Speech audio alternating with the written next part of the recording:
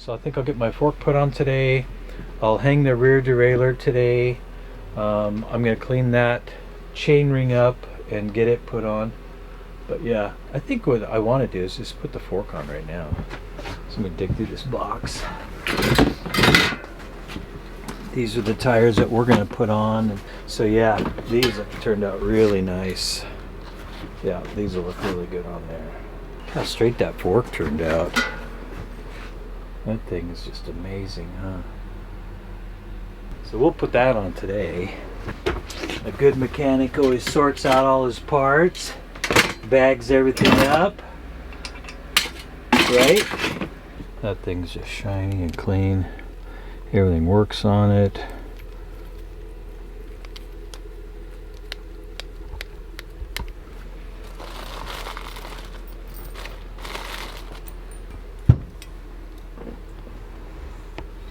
These bearings are all marked and it says Schwinn right on them. They're all stamped in there. These are special Schwinn bearings and they're all stamped with the letter Schwinn. It's pretty cool. Wished I could have used my ultrasonic cleaner that I bought right there for these bearings when I was cleaning them up. It would have been a lot easier than all the hand scrubbing I did. Okay, quick note. These are directional. So you would think that you'd put the bearing on like this direction, but actually it goes over like this. And it faces down. It follows that contour, just like that. That's the direction it goes.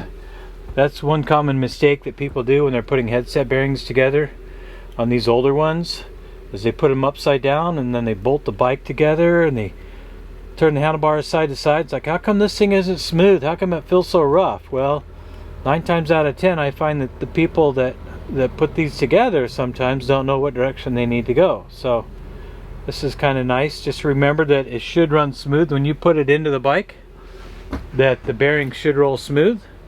And if you kind of get a visual of that, you can always tell which direction it's supposed to be just by, looks more natural, but they do turn. Greasing up these threads right here because they are steel and we don't want them to rust. So this is the top crown race. Like that, like that. Spin these backwards until they click and then start to tighten them down. It's pretty easy to get them cross-threaded because they're super fine. So you don't ever want to do that.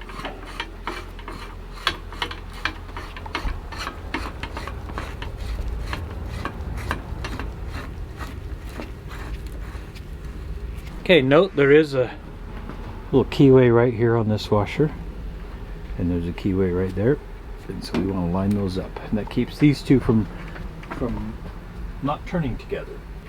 Turning backwards so it clicks. Snug, not tight. This is where experience comes into play on setting the preload on this. You don't want it so tight that you feel it ratchet like a clock or something, but you want it snug enough to where it's not going to come loose when the customer starts to ride it. So, or you start to ride it if this is your project. So I back the lower one off. I'm tightening the upper one up against it, and that washer that you saw with the keyway on it is stable, so that we can move this one and move this one independent of that. That keeps this top nut from backing off if this lower one comes loose. So now we got it. It's nice and smooth, turns nice and easy. We got a little bit of friction in there, and that's what we want. We don't want any play. Perfect. Let's put a handlebar on that thing. So I'm going to walk over there and grab that handlebar. This has all been prepped. We did all our polishing on this. We got all the rust off of it. Got a few pits here and there. This is cadmium plated, so we want to, it's called a coil stem. We want to lube this up pretty good so it doesn't corrode. We also want to get back in here on the back side of this. And see how this has already started to rust a little bit? We want to make sure we put some waterproof grease in there on those threads. That way this will come out for the next guy. We're also going to coat this a little bit because this is chrome plated going into a raw steel steer tube on the bike. So let's get this grease around here. This is Maxima waterproof grease. I'll be sending a link to that right up here. I'm going to coat the inside of this steer tube a little bit too, because it's got some raw steel in there. We're just going to coat a little bit so it doesn't get corroded where our contact points are. Turn this around. Just like that. Set it up to the customers. We want to have it past this point right here. That's minimum insertion, so you don't ever want these too high. We're going to just snug this up for right now. Once we get on the bike, then we could really line up that front wheel and we could see which way the handlebars need to turn, one direction or the other. Sometimes you get lucky and it's straight and right on, but don't forget to tighten that up. Sometimes I'll purposely turn the handlebar to one side so I don't forget that this is still loose. So I'm going to do that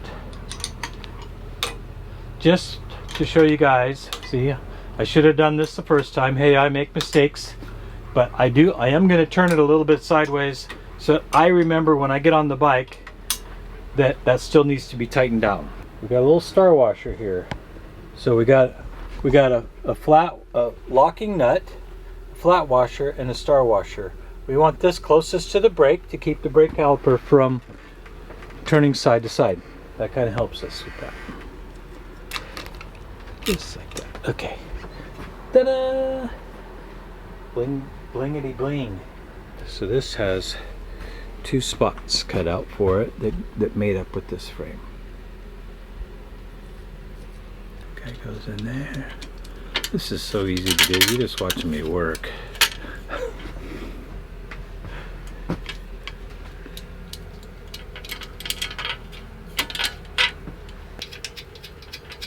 As easy as I think. I'll get it. Work with my hands. And those mount with the sissy bar. Looks like I'm at the point to where I can either work on the wheels and put the wheels on the bike. I should probably do the cranks now. We're going to remove this and then we're going to put that into a little parts cleaner. Okay. So we got to get creative somehow. We got to hold this thing. Should we try it in the vise?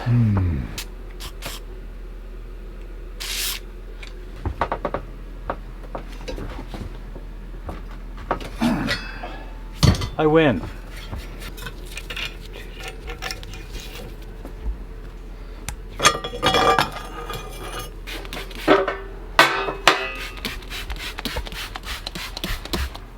Let's get this guy soaking.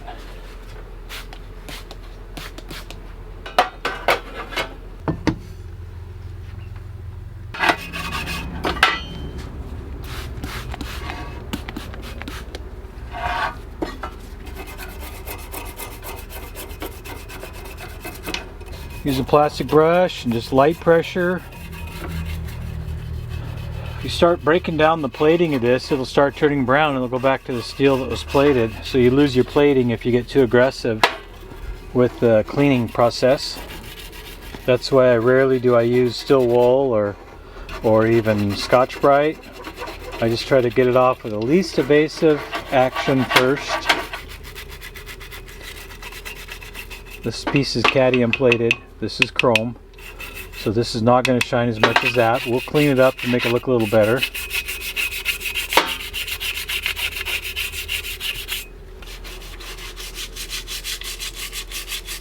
This is the not so fun part. But boy, it sure is nice once we get this rinsed off. Take a look at it.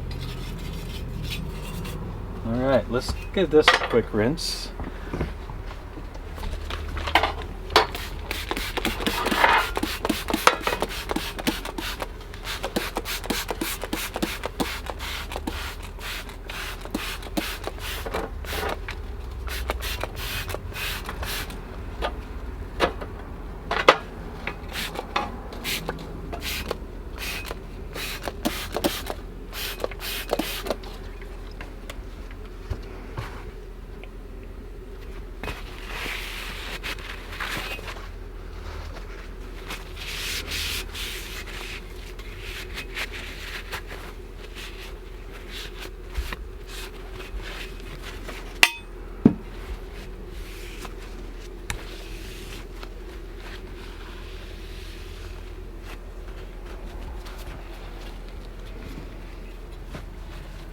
That turned out real good.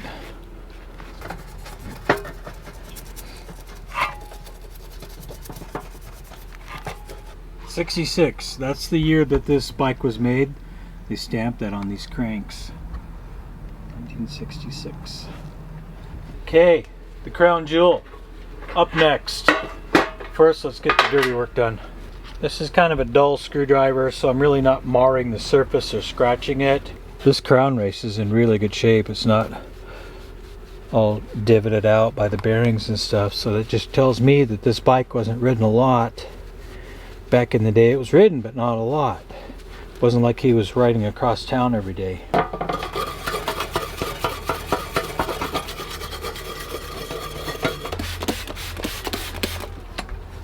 That's just clean. You look pretty dirty in there in the wash pit.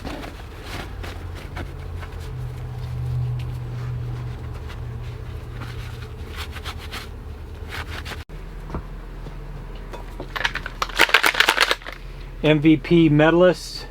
I'll give you a link right here to show you where to get this locally. It's a Boise company, and this stuff is amazing.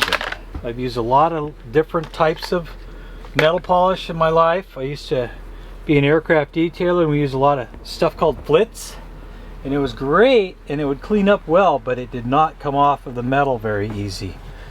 This stuff is awesome for polishing your diamond plate toolboxes.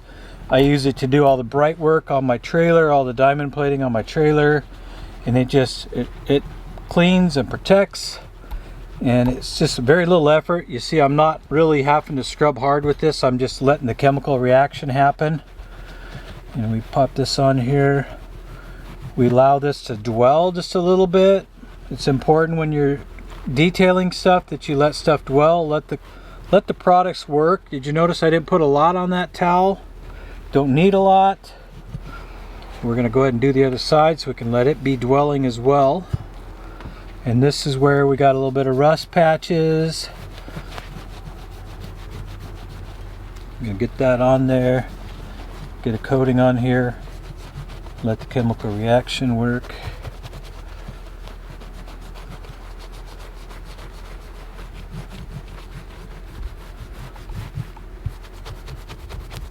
This is the centerpiece of the bike as far as I'm concerned.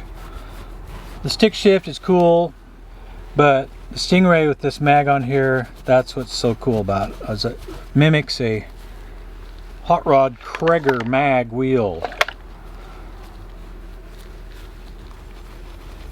As you see, this is starting to brown a little bit.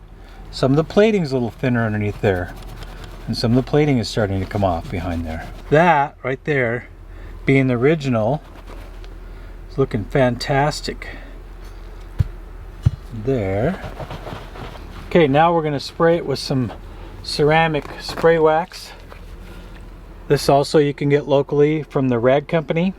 I'll give you a link up there in the corner for that too as well. That right there is 6 months worth of wax and ceramic coated protection. That'll help the water bead off. It'll keep the rust from collecting on it. Just like that. That's all you need. It's all car detailing stuff that we use on the bikes. I do need to fix this dent right here. I'm not sure how I'm going to do it yet. I think I'm going to put some padding underneath there, and I'm going to take a hammer and just hit that a little bit. But I got to support the back of it. So let's get a rubber hammer. Can you see it? Yeah, especially at this angle. Okay. Yeah.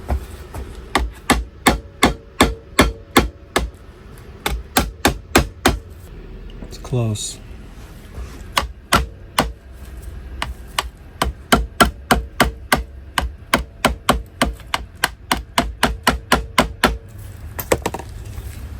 Don't dare go much more. I don't want to chip the paint.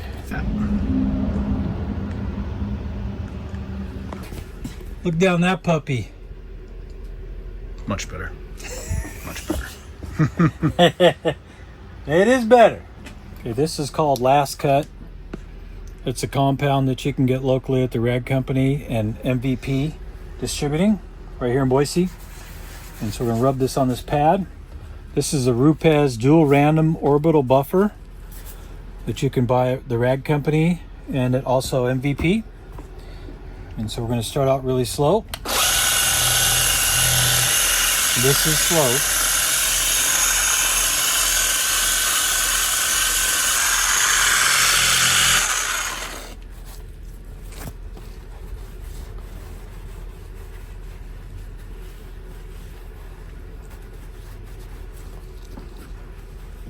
That's all we want to do. We don't want to take off any of that white off of there. We brought the black back and the chrome is shining. I think that's good.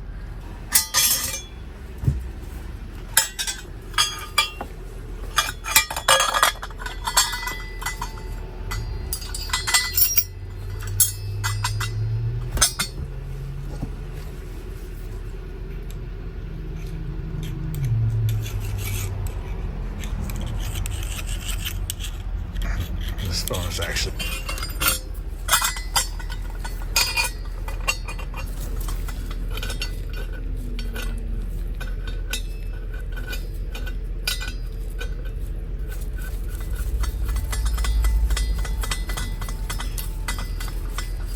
Seeing as I'm turning this, you can see how clean that race is too.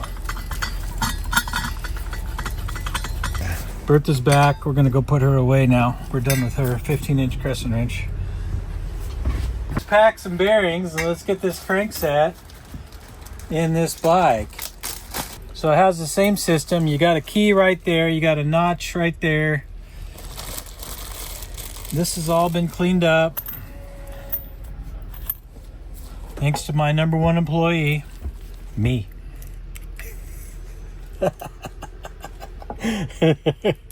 Somebody's got to do the dirty work.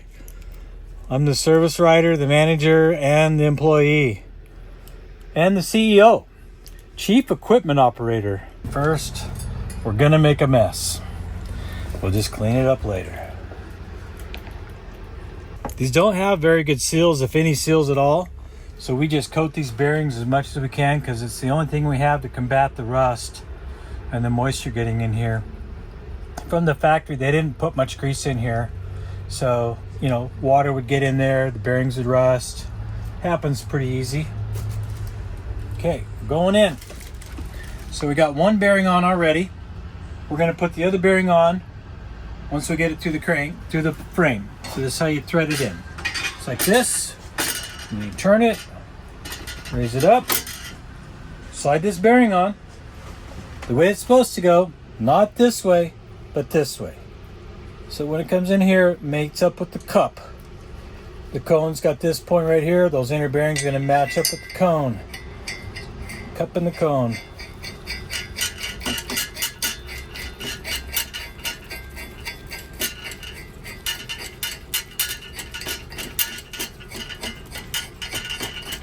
This is how you do all of these one-piece bottom brackets. That's how they're installed, and it's how I've been doing it for the last 30 years. Well, I even did that before when I was a kid, 8, 9 years old, working on these bikes. Back in the 60s and 70s. But that's how you put these on. Now I'm just snugging it up. This is my bearing preload, so I don't want it too tight. So now I need to put the other two pieces in. I got my washer with the key weight. I'm going to go ahead and put that in right here. Really fun with grease on your hands. So this is beveled on this end and this is flat on this end. So I would take this and put it outboard.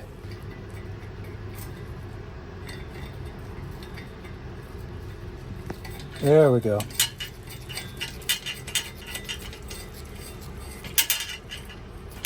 Okay, I'm going to clean my hands up, clean the cranks up. Get my tools out, adjust that.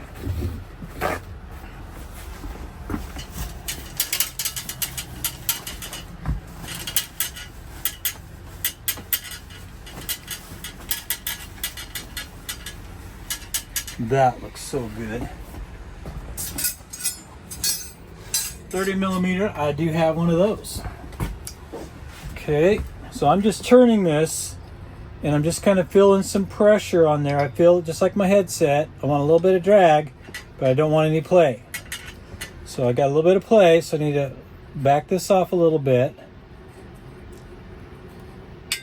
Tighten that race, the crown, the cup, the cone. Got a little bit of drag there. Go a little tighter. Got a little bit of drag. It's still moving freely.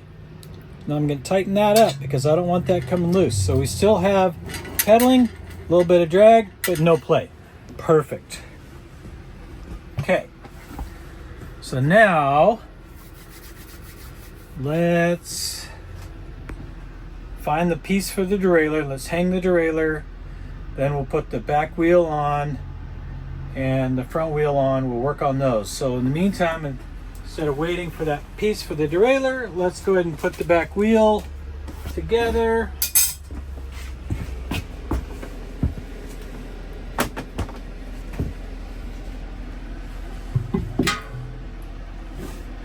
The back wheel, we got to put a rim tape on here. See, I keep these around for the old schools. We're usually using tape these days on all these new tubeless wheels, but these old bikes can use the rubber.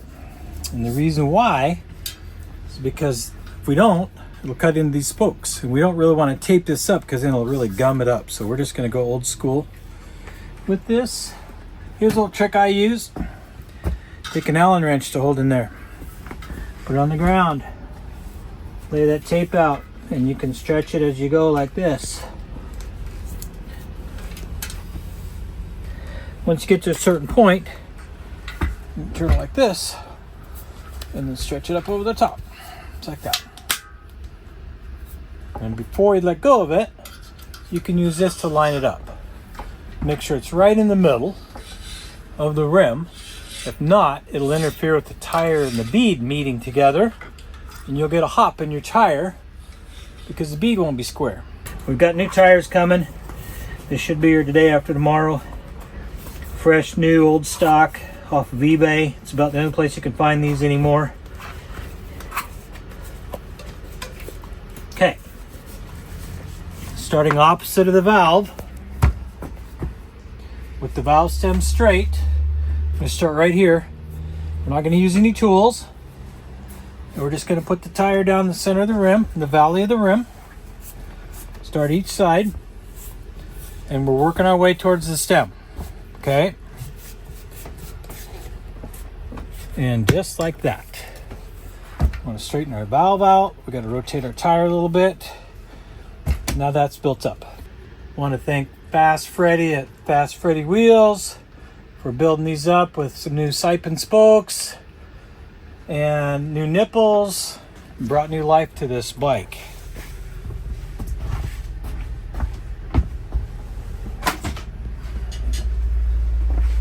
Okay, here's our spoke protector. Already been polished up. We always put grease on here. If you don't, this will get stuck on there and it's almost impossible to get back off. Okay, so we grease that up pretty good. Okay, perfect. Slide this on carefully and try and start it.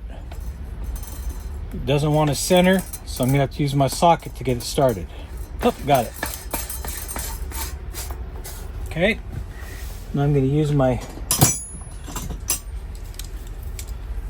freewheel tool just to kind of set it into place a little bit. So we squeeze out the park tool, turn that, there we go. Now we got that pretty good. Take a little grease on the threads. The knurled goes towards the frame. That's what helps the wheel from slipping. It goes forward or aft, it slips. Can you do that one more time for me? Oh, the knurled part of this washer goes against the outside of the dropout of the frame, right here. And that keeps it from slipping. You don't put it on like that. You put it on like that, and that way it can grip the frame. So knurled goes inboard. Okay. Now we need to put our little piece on our derailleur so we can hang our derailleur. This little part right here holds the derailleur on the frame. Slips in the dropout. Come over here.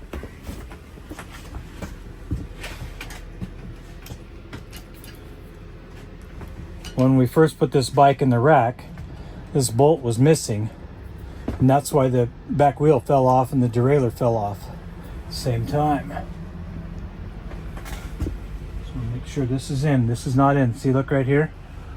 This is not in the dropout. We need to make sure that that's in the dropout properly. There it goes. See right there. That's where it's supposed to ride, is right there. That's supposed to be flush. There's a little channel that fits in the dropout. Then we go ahead and just tighten up our derailleur. Now we're ready for our back wheel. What size of wrench do we need? Well, let's see. There's a 14. That's not it. It's a 15. That's not it. I'll bet it's a 16 or 17. Let's go over to the toolbox. There's a 16. Let's try a 16. What do you know? Some parts are metric, some parts are SAE.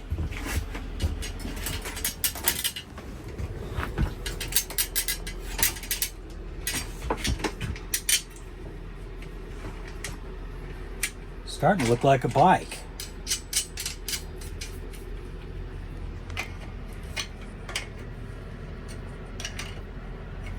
Okay.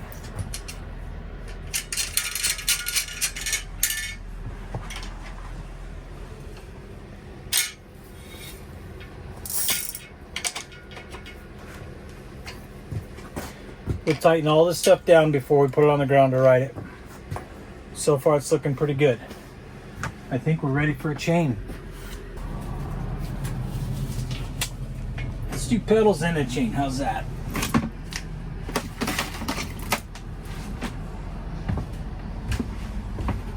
Okay, these pedals, original pedals.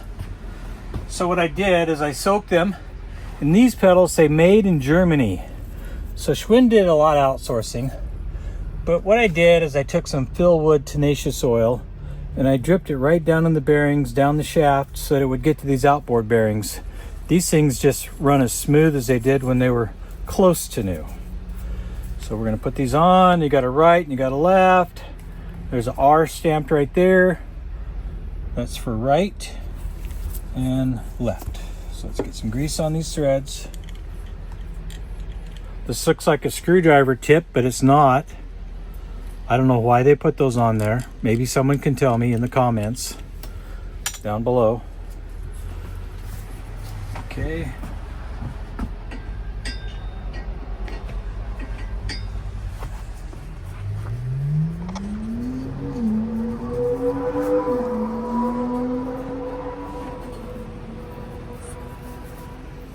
Just take your time on these. You don't want to cross thread them. These threads are pretty rough.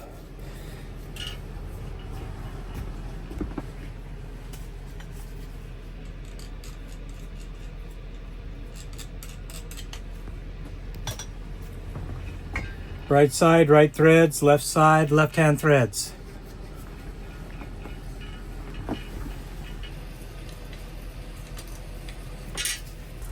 Okay, so on this, it doesn't have a master link because it's a multi-speed.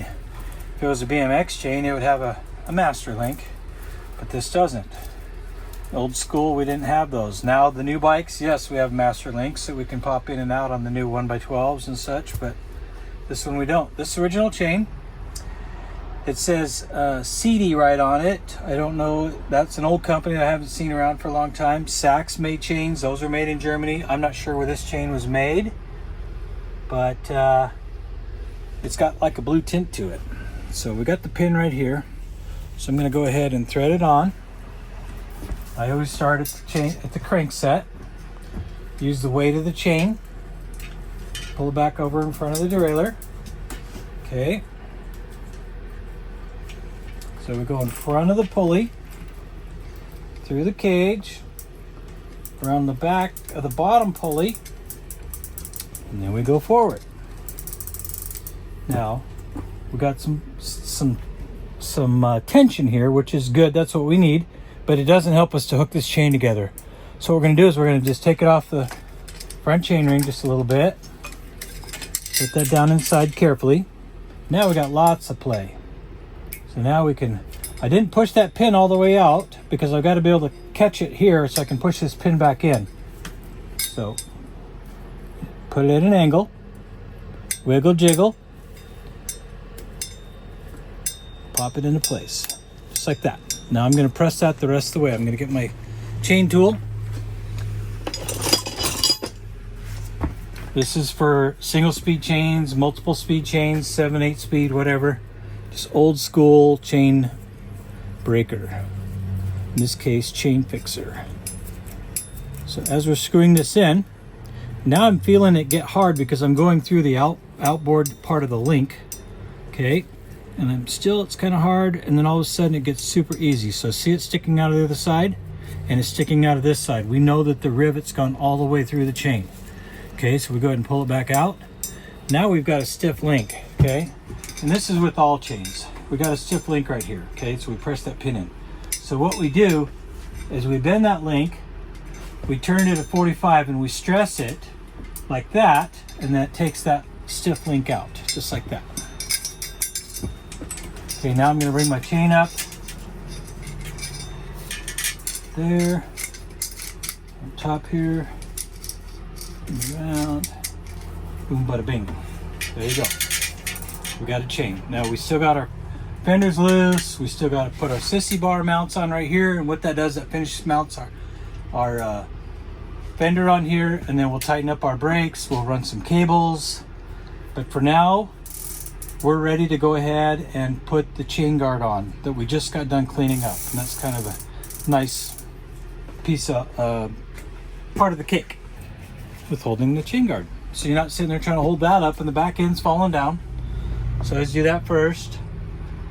And then we put a little star nut on the outside here. I'm going to clean that bolt up real quick. 2 seconds here. So we do this.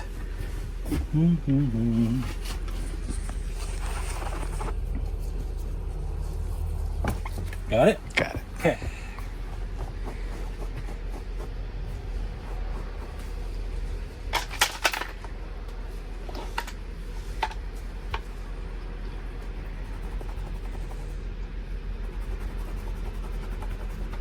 See that turn brown?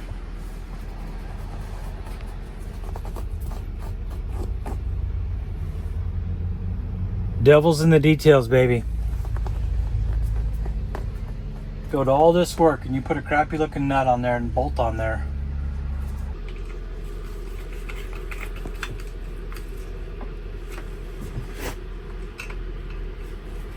Let's do that to this bolt. That little spot right there, that little detail makes this whole bike just look great, you know? Okay, so let's see how much clearance we have on our chain guard. All right, looks like somebody put their foot on here and smashed it down, so we're just gonna do a little body work here. Kids, don't do this at home. Okay, that looks good. I'm going to come over here on this side and I'm going to manipulate this hanger just a little bit. I can't really put a derailleur alignment tool in here, but if you stand from back here you can see that it's all swept to one side, and I just noticed that too. And so I'm just going to try to reverse some of that damage and get that lined up there. That looks a lot better. Right there. Okay. So Freddie told me that when they put this back hub on and they stamped it, it faces so that you read it from the non-drive side. So it says Schwinn made in France. So we're going to match the front with the back because I'm a detail guy. And you could read Schwinn from that side right there. In our newly straightened front fork by Al Pellegrino. You'll see him in this video. He had the only fork straightener in the valley. I've been doing this for a long time. I've never seen one of those fork straighteners. It's actually a tool that Park Tool made. Nobody really knew what it was when the local Schwinn shop was going out of business. And Al worked for the guy and he bought it up. And so he's the only one that I know of that has a fork straightener. Okay. Now it's looking like a bike. I think that's it for today. All right, so next up, we'll be putting some new tires on here. We'll be putting our brake pads. We're still waiting for those to come in. We'll be putting brake pads and cables and a seat and the sissy bar. We have got the hard stuff done. All our bearings are packed. That's all the kind of the low vis. The high vis is going to be getting the seat on. We got some new tape coming. Some Schwinn tape, some silver. It's really hard to find. We did find it on eBay. New old stock, so it was in the package. It's like $30 for that, but it's worth it because it's going to make this bike just pop. So stay tuned. We'll see you next time. Keep pedaling.